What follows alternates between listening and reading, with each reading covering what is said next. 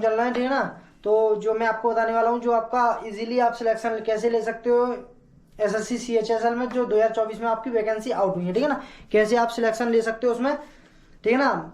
तो मैं आपको इस वीडियो में आपको पूरा कुछ क्लियर करने वाला हूँ। सो आप वीडियो को आपको अच्छी लगे तो वीडियो को लाइक करके शेयर करके चैनल को सब्सक्राइब कर लें, जिससे फ्यूचर में आने वाला कोई भी अपडेट आपसे छूटे ना, आपको सबसे पहले मिलता रहे। तो मैं इसको 1 बाय 1 में आपको क्लियर करता हूँ, ठीक है ना। पहले जो आपको आपको जो पहले सीएचएसएल के बारे में जो जानना है, वो आपको सिलेबस के बारे में जानना है, ठीक है ना। आपके जो सब्जेक्ट हैं वो आपके कौन कौन से आते हैं एसएससी सीएचएसएल एग्जाम में, ठीक है ना। तो जो आपके सब्जेक्ट आते हैं वो आपको जानना है, तो मैं आपको ऐसे ही क्लियर कर देता हूँ,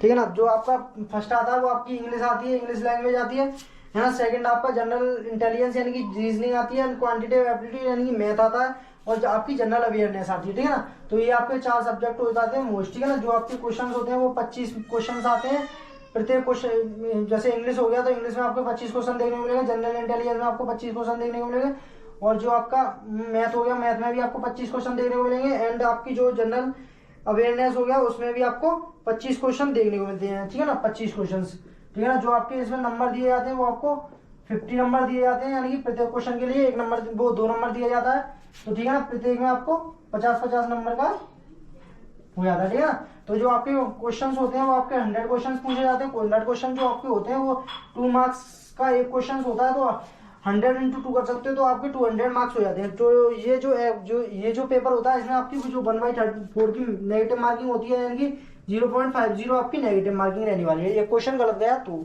ठीक है ना। तो आपका पेपर फर्स्ट होता है, ये आपका पेपर फर्स्ट के बारे में आपको बता रहा हूँ। जो पेपर फर्स्ट होता है वो पेपर सेकंड के लिए क्वालिफाइंग मार्क्स का होता है, यानी कि आप अगर पेपर फर्स्ट क्वालिफाई करते हो तो आपको सेकंड में आपको एलिजिबिलिटी मिल जाएगी आपको बैठने के लिए, ठीक है ना।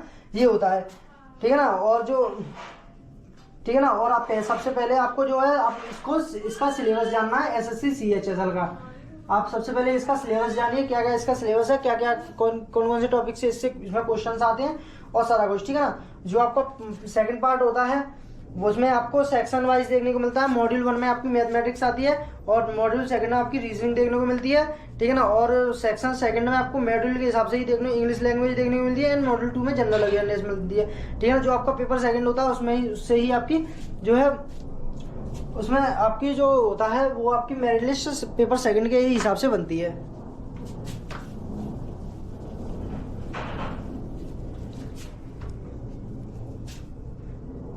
ठीक है, जो आपके प्रत्येक उसमें होता है वो आपके 16 क्वेश्चंस होते हैं, और 3 मार्क्स की मिलती है पेपर सेकंड में, ठीक है ना। 3 मार्क्स की मिलती है, यानी कि इसमें 2 सेक्शंस होते हैं, first paper section first and section दूसरा।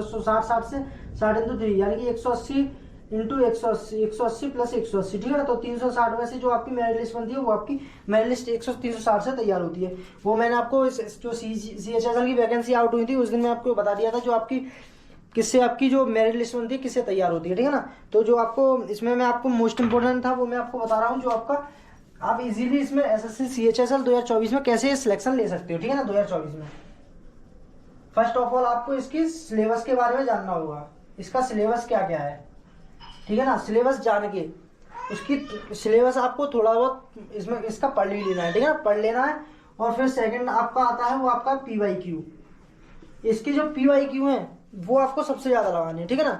जो आपका जो पीवाईक्यूज होते हैं ना, जो प्रीवियस ईयर क्वेश्चंस होते हैं वो ही आपके रिपीट होते हैं 7 से 8 साल या 6 साल के बाद आपका ये क्वेश्चंस होते हैं वही दोबारा रिपीट होते हैं, ठीक है। ये कोई क्वेश्चंस होते हैं वो बाहर से नहीं लेके आते हैं, वही क्वेश्चन रिपीट करते हैं, या उसमें ऐसा कर देते हैं जैसे आपकी कोई डिजिट चेंज कर दी, ऐसा कर सकते हैं, ठीक है ना।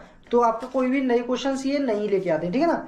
ये होता है। तो आपने पीवाईक्यू जान लिया, और सबसे ज्यादा मोस्ट अहम देता है वो आपका मॉक टेस्ट, यानी कि आपके जो मॉक टेस्ट है वो आपको लगानी है, ठीक है ना। सबसे ज्यादा मॉक टेस्ट लगाइए। मॉक टेस्ट पर ये आपका इससे मॉक टेस्ट से आपको ये पता चलता है कि हम कितने पानी में हैं, ठीक है ना।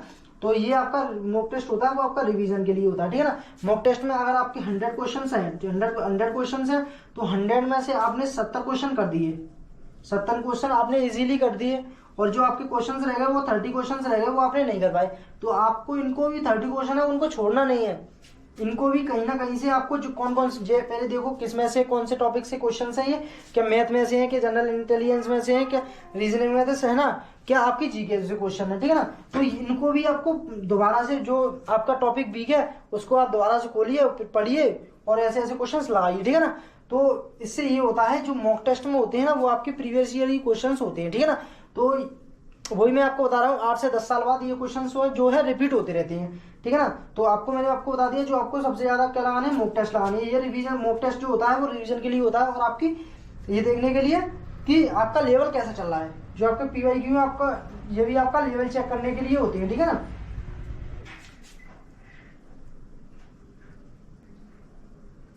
और साथ ही में मैं आपको बताऊं, चौथे नंबर पर जो होता है वो आपको अपनी टाइपिंग भी अच्छी लेके चलनी है। जो आपकी टाइपिंग टेस्ट होता है, जैसे आपका एग्जाम तो इजीली आपका निकल जाता है, फिर जो आपका सेकंड वो आता है वो आपका टाइपिंग के बारे में आता है, तो टाइपिंग नहीं हो पाती है, ठीक है ना। जो एग्जाम की प्रिपरेशन करता रहता है तो उसकी जो टाइपिंग होती है वो वीकली होती है, ठीक है ना।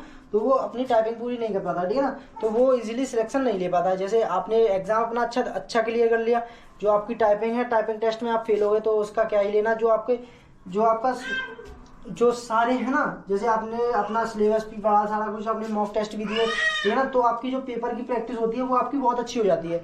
जो आपकी टाइपिंग टेस्ट होता है वो नहीं हो पाता है, ठीक है ना। तो आपको अपने, जैसे आप अगर अपना 5 घंटे अपनी पढ़ाई को दे रहे हो तो उसमें से आप 1 घंटा अपनी टाइपिंग को भी दे सकते हो, ठीक है ना, देना, ठीक है ना। नहीं तो आप इसमें आपको डिस्क्वालीफाई कर दिया जाएगा, ठीक है ना। तो आई होप आपको वीडियो क्लियर हो, तो वीडियो को लाइक करके शेयर करके चैनल को सब्सक्राइब कर लें, जिससे फ्यूचर में आने वाला कोई भी अपडेट आपसे जुड़े ना आपको सबसे पहले मिलता रहे। तो मिलते हैं किसी नेक्स्ट वीडियो में, तब तक के लिए till then bye bye, have a nice day, thanks for watching this video. जय हिंद, जय भारत।